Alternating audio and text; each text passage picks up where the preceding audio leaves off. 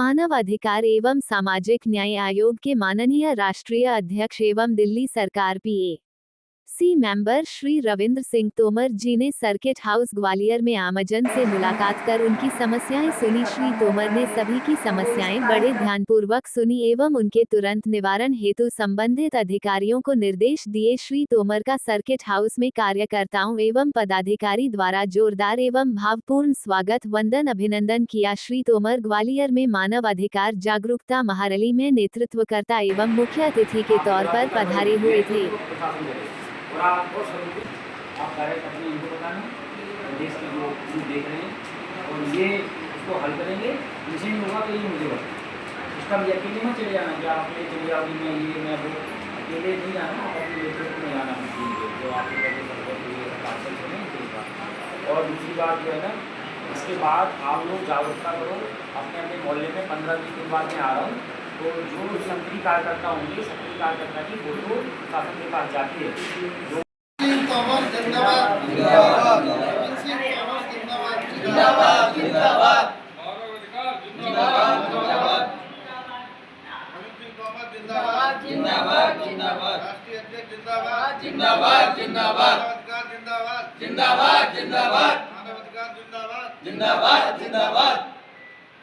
भारत माता की जय, भारत माता की जय, वंदे मातरम, वंदे मातरम, मानव अधिकार की जय।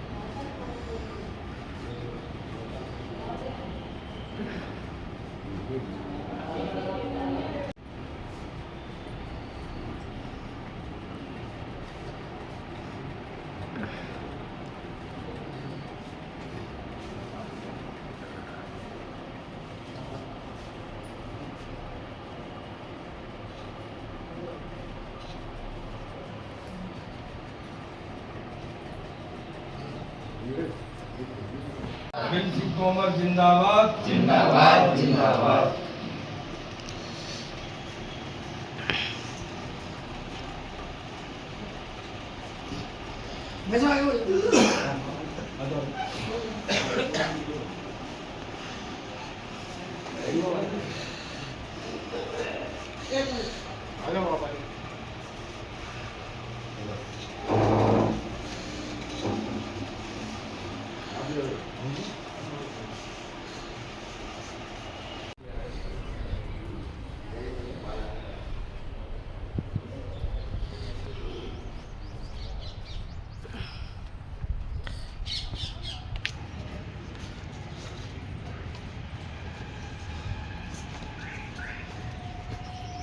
तोमर ग्वालियर से दिल्ली रवाना हो रहे हैं। घर घर मानव अधिकार पहुँचाया है। सब जागरूकता रैली निकाली, 3-4 रैलियाँ हो गई। महापुर का आग लगी तो वहाँ पे भी उनका निवारण किया। वो लोगों के संग एक फंसलावर ने उनके संग कर दिया था हादसे में, उनका निवारण करवाया। 8-10 निवारण निपटाने के बाद अब ये SOP जा रहे हैं, उसके बाद सीधे दिल्ली रवाना होंगे। हम उनका स्वागत करके उनकी पदयात्रा करेंगे।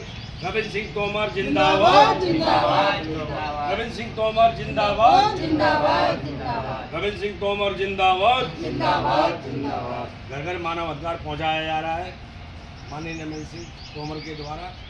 उनके साथ में सारा उनके जुट हो गए, सारे कार्यकर्ता, सारे भाई बहनें, मातृशक्ति सब लगी हुई हैं। सबको अपनी अपनी ताकत पहचाननी है, क्या क्या ताकत होती है मानव अधिकार की। घर घर मानव अधिकार हमारे राष्ट्रीय अध्यक्ष द्वारा पहुँचाना है, घर घर मानव अधिकार। और इसके बाद हमारे राष्ट्रीय अध्यक्ष जी दिल्ली रवाना होंगे।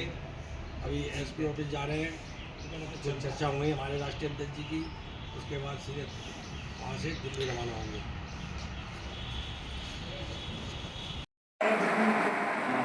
पति खत्म हो गए और वो स्थायी करनी थी। अब मेरा एक बेटा है, उसका कोई काम धंधा नहीं है, तो उसको कहीं नौकरी मिल जाए। 4 बेटी में मैं यहाँ पे झाड़ू पोछा करती हूँ, जिस सर्किट हाउस में झाड़ू पोछा कर पति क्या में ना नौकरी करते हैं पीडब्ल्यूडी में करते हैं अंडम में पीडब्ल्यूडी क्या सरकारी दी या आउटसोर्स के लिए नहीं मतलब स्थायी करने कोर्ट क्लास में थे नहीं फोर्थ क्लास तो दी, लेकिन सरकारी दी है प्राइवेट सरकारी स्थायी करनी थी। कितने साल हो गए उनको 35 साल नौकरी करी सर नौकरी करी उन्होंने 35 साल। रेगुलर थी नहीं सर अब मेरे 4 बेटी हैं, एक बेटा है, उसके भी 2 बच्चे हैं, उसको कोई भी काम धंधा नहीं है, बहुत परेशानी में। ये तो आपने आवेदन दिया था हमको हाँ नंबर सर दिए दिया था सर, वो ले नहीं रहे सर। वो नहीं ले रहे, क्या कारण सी होता साहब है? कह रहे हैं साहब आप लोग नियम में नहीं आते सर। नियम में क्यों नहीं आते? पता नहीं सर, वो कहते हैं आप लोग स्थायी कर्मी आपके नियम में नहीं आते। 4 साल की नौकरी रह नहीं, गई। स्थायी कर्मी को नियम में आती। चौकीदार थे। आते हमारे स्थायी थे या स्थायी थे? हाँ स्थायी थे सर। परमानेंट आदमी को कौन नहीं परमानेंट नहीं थे सर, ये मास्टर थे, मास्टर से स्थायी कर्मी करती है। आज मैं भी स्थायी भी हूँ। हमने यहाँ झाड़ू पोछा कर देखो ऐसा है माता जी, अगर जो सरकार के रूल होंगे उस पर तो हम कुछ नहीं कर सकते, पता कर लेंगे। ये जैसे बता रहे हैं कि मास्टर के बाद स्थायी में हम बन गए, उस पर हम कुछ नहीं कर सकते। लेकिन ये जरूर कर सकते हैं कि अगर कहीं हम आपके बच्चे की कहीं देखने की व्यवस्था करेंगे, तो हो सकता है रोजगार के लिए मैं बात करता हूँ कहीं, तो हो सके तो मैं वो करवा सकता हूँ, है ना। क्योंकि पहले मैं पता करूँगा, अगर सरकार के नियम में ही नहीं है तो उसमें हम कुछ नहीं कर सकते। लेकिन मैं आपकी नौकरी के लिए भी बात कर लूँगी। मैं जी कह रही हूँ, किसी भी डिपार्टमेंट में लग जाए, रोजी रोटी तो मिल जाए। हाँ, मैं उसके लिए बात कर लूँगी। उसके भी 2 बच्चे हैं, मेरी 4 बेटी हैं, किसका भार उठाएगा। यहाँ पे मैं झाड़ू पोछा करती हूँ सर्किट हाउस में, उसके लिए बात कर लूँगा। बहुत परेशानी। चलो 4 साल की नौकरी बाकी कोई है बात नहीं उनकी। बहन जी, हम बात कर लेंगे। देखो अब जो उनके रूल है उससे तो मैं छेड़छाड़ नहीं कर सकता हूँ, लेकिन मैं पहले पता करूँगा। अगर उनके रूल होंगे तो मैं छेड़छाड़ तो मैं तो आपको नहीं कर सकता। नहीं और अगर कुछ वो रुकावट डाल रहे होंगे तो मैं पक्का करवाऊँगा, ये गारंटी है।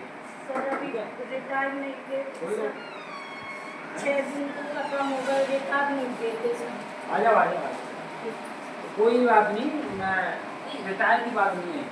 अगर रूल में नहीं होगा माता जी तो मैं भी कुछ नहीं कर सकता। अगर रूल में होगा तो मैं करा दूंगा, ये मेरा बाप से वादा है। मैं चेक करवाता हूँ। मैं आपसे निवेदन कर रही हूँ, आपको तो नहीं लगवा सकते। हाँ मैं वो लगवा दूंगा, वो कोई करा 1000 बार हॉस्पिटल करा में दूंगा। या आप कोई और जो है ना, डिपार्टमेंट। इनको अपना नंबर बता देना, मेरे पीएसओ को, मैं लगवा दूंगा कहीं ना कहीं। ठीक है, आप उससे बेफिक्र हो जाए। ठीक है माता जी, आपसे मिलने की बहुत इच्छा नहीं हो कोई रही नहीं, है। करवा देंगे।